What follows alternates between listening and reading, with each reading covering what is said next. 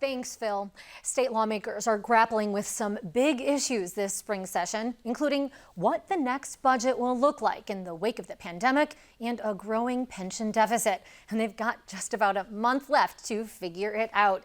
So joining us to talk about how they're going to get to all of that and much more, State Representative Will Davis. He's a Democrat from East Hazel Crest and serves as a member of the budget negotiating team. State Representative Tim Butler, a Republican from Springfield who serves as an assistant GOP leader there, and State Senator Sue Rezin, a Republican representing parts of Central Illinois. She serves as a deputy leader for Senate Republicans. And last not least, State Senator Elgie Sims, a Democrat from Chicago's South Side. He's chair of the Senate Appropriations Committee and vice chair of the Redistricting Committee. Thanks to all of you for being with us this evening. Thanks for having us. Happy to be here. Thank you. Senator Sims, let's actually begin with you.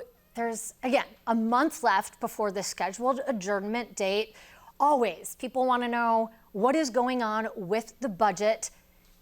Is there a proposal, and does that include any sort of tax increase to pay for it? Well, there's certainly a proposal, Amanda. The governor introduced his budget several months ago, and we've been using that as our guide and evaluating that. But what's most important, the American Rescue Plan Act, we've been trying to evaluate the guidelines that outline how those dollars can be spent. So yes, there's a proposal. We've certainly been evaluating that and working between both chambers. We've heard all of the state agencies here in the Senate through the Senate Appropriations Committee and our various subcommittees. So we've heard all of the agencies now, and now it's just trying to determine and figure out what the next year's budget proposal will look like, but also what the current year budget looks like. So that what we've got to get out of, Amanda, is looking at our budget process as a one-year exercise. This has got to be we need to look at multi-year solutions to deal with the structural problems we have. And that's what we're doing here in the Senate. And I know my colleagues in the House are doing the same. And we do know that structural budget very much still exists in Illinois, although certainly helped out by that $7.5 billion in COVID relief coming from the feds. Now, Senator Rezin, is that enough to stave off major cuts, to stave off a tax increase? For instance, can it be used to pay down some of that pension debt? Well, it's important to know that this over $7 billion influx of money from the federal government is a one-time payment. So the governor's office had said they're going to use almost half, or over $3.5 billion to pay off, loans that we do have. So then that leaves us with another $3.5 to $4 billion. And as you can imagine, many people throughout the state and many departments are they have challenges because of the pandemic. If you look at education, we have a huge learning gap because of the pandemic and e-learning, and students that have fallen off from e-learning and not attending school. So we need to make sure that the money is spent wisely, and also recognize that we cannot start new programs that are permanent. This is a one-time influx of money. It's meant to help the state get back on its feet, but that's all. You know, education, Senator Representative Davis, that is something that you had criticized the governor's package originally for not giving enough money to education. Does this federal relief money peg that hole, or does this again put Illinois in a very difficult position down the line because that $7.5 billion is not expected to come annually? Well, relative to the formula that we have, or we call it the EBF, unfortunately, the federal guidelines said we can't call the federal money EBF money. So in that case, the governor's proposal does not add any new revenue to the EBF formula, and that's the reality of it. The federal monies will go to school districts using a Title I formulary, which is kind of a low-income formulary, but that means even some of the wealthiest schools in the state of Illinois may get money because they do have low-income students in their classrooms. So it's hard for us to call the federal money EBF. What we are still trying to do is find money in the state budget so that we can actually fund the EBF this year, so we're not going a second year without adding any new money to the school funding formula. So Representative Butler, this will be, I think, the final question on the budget here. Where are we at?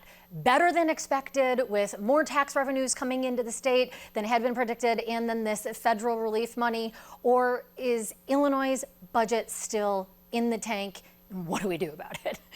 Well, we still have structural problems, as we mentioned earlier. I mean, we're going to continue to have structural problems, I think, for years to come, because we haven't tackled the pension issue yet in Illinois, and it's going to continue to be an issue when we craft the budget. I think immediately what we have in front of us is an opportunity with the federal money to pay down a significant portion of our bill backlog, which stands, I don't know, when I checked the other day, at about $5.5 billion. And I think to Representative Davis's point, we didn't follow through on our obligations with the evidence-based funding last year. What can we do to make sure that EBF is the best that we can to make sure that we're living up to our obligations that we passed a couple of years ago that so many of us supported. Lots of legislators wanting that money for schools. Want to move on to the census figures, which came out in Illinois is set to lose a seat in its congressional delegation. That is right now going to be left to Democrats in the legislature to draw a new map for both your own seats in the Illinois House and Senate, as well as for Congress. Now, as a candidate, Governor Pritzker said that he would veto any plan not drawn by an independent commission. Now, here's what he had to say today. Well, as I've said, I will veto an unfair map. I do believe that Democrats and Republicans should get together to adopt this map. I hope that Republicans will choose to work with Democrats on the map. Right now, it looks like they're just saying no. So, Senator Sims, how is what we've heard from Governor Pritzker today not a total backtrack to his promise as a candidate that he would veto any map not drawn by an independent commission? Well, certainly I'm not going to speak for the governor, but I think what I heard the governor also say in other settings is that he wants a map that's fair and that reflects the diversity of our state. And that's what we intend to pass, a map that is fair, that represents the diversity of our state, that includes the voices of communities of interest from around the state. That's why you see us having so many hearings around the state of not just the full redistricting committee, but also our subcommittees. And also, this is the first time in the history where individual communities of interest have the opportunity to draw their own map.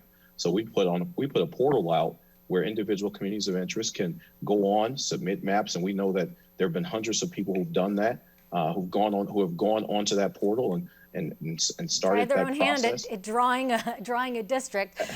Absolutely, but Amanda, that's different than what we've seen in the past. That's a process that is very different than what we've seen in the past. It's a more transparent process, and that's why you're going to have a map that is fair and meets our constitutional obligation and deadlines. Representative Butler, do you buy that you're part of the redistricting committee for House Republicans? It's not like the GOP has been ostracized. You've been part of those committees. Do you buy that Democrats are going to come up with a fair map?